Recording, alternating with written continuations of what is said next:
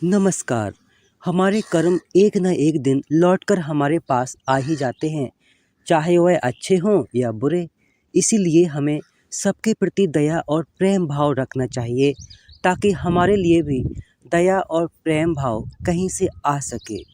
एक बार की बात है, भगवान गौतम बुद्ध अपने 2 शिष्यों के साथ यात्रा पर निकले। सुबह से चलते-चलते दोपहर तक थक गए। तब उन्होंने थोड़ा आराम करने के बारे में सोचा। उन्हें एक पेड़ दिखाई दिया। बुद्ध ने अपने दोनों शिष्यों से कहा, चलो यहाँ थोड़ी देर बैठकर अपनी थकान दूर कर लेते हैं। वहाँ तीनों लोग पेड़ के नीचे बैठ गए। तभी बुद्ध को कुछ दूरी पर एक बगीचा दिखाई दिया, जिसमें बहुत सारे तरबूज उगे हुए थे। गौतम बुद्ध ने अपने शिष्य आनंद से कहा, मुझे बहुत भूख और प्यास लगी है। जाओ उस बगीचे से मालिक से तरबूज मांग कर ले आओ, ताकि हम अपनी भूख और प्यास को शांत कर सकें। आनंद आज्ञा अनुसार उस बगीचे की तरफ चल पड़ा। बगीचे के करीब पहुंचने के बाद आनंद ने देखा कि एक युवती बगीचे में पानी दे रही है। आनंद ने बहुत ही आदर से युवती को नमस्कार किया और कहा, मेरे गुरु सुबह से पैदल चल रहे हैं, इस कारण वह बहुत भूखे हैं और प्यासे हैं। क्या आप मेरे गुरु के लिए मुझे तरबूज दे सकती हैं? जैसे ही आनंद की बातें खत्म हुई, युवती गुस्से से चिल्लाई, मेरे पास को तुम्हें देने के लिए कुछ भी नहीं है, फौरन मेरे बगीचे से बाहर निकल जाओ। आनंद युवती को नाराज न करते हुए खाली हाथ वापस लौट आया और सारी बातें बुद्ध को बता दी। यह बात सुनकर वो मुस्कुराने लगे और अपने दूसरे शिष्य से बोले, कश्यप जाओ तुम तरबूज लाकर ले आओ। कश्यप के मन में यह संदेह था कि क्या वह युवती मुझे तरबूज देगी। फिर भी उसका कर्तव्य था कि वह अपने गुरु की आज्ञा का पालन करे। इसीलिए वह उस बगीचे की तरफ आगे बढ़ गया। जब युवती की नज़र उस सन्यासी पर पड़ी तो युवती के चेहरे पर मुस्कान खिल गई। वह युवती भी नहीं समझ पाई कि उसके चेहरे पर मुस्कान क्यों है।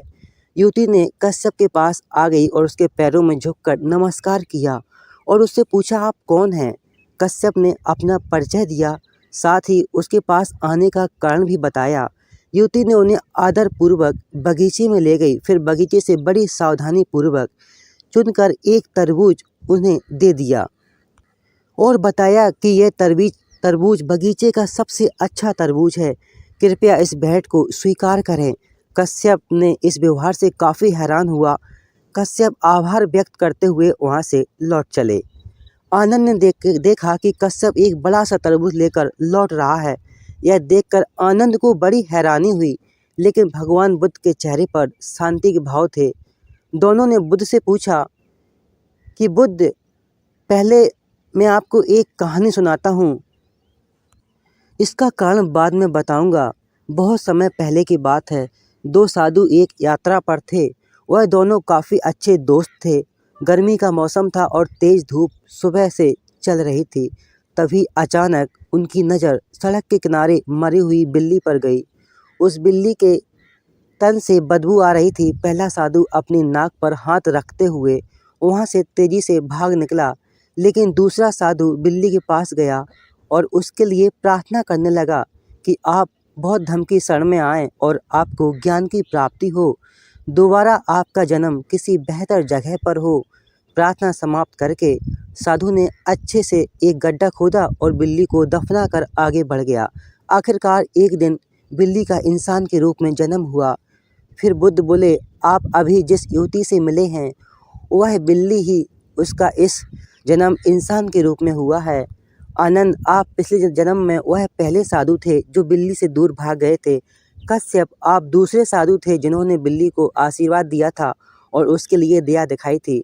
इसीलिए उस युवती ने कश्यप को देखा तो उसे अपने आप ही महसूस हुआ, जबकि आनंद ने बिल्ली के प्रति घृणा दिखाई थी। इसीलिए आनंद को देखते हुए उसे अपने आप गुस्सा आ गया था।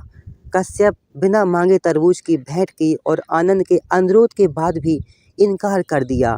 इस कहानी को सुनने के बाद दोनों शिष्यों ने जाना कि हमें सभी प्राणियों के प्रति मन में दया भाव रखना चाहिए, सबको एक तरह सम्मान देना चाहिए, क्योंकि हम दूसरों के प्रति जो दया और प्यार दिखाते हैं वो नफरत या क्रूरता दिखाते हैं, वह लौटकर एक ना एक दिन हमारे पास आ ही जाती है।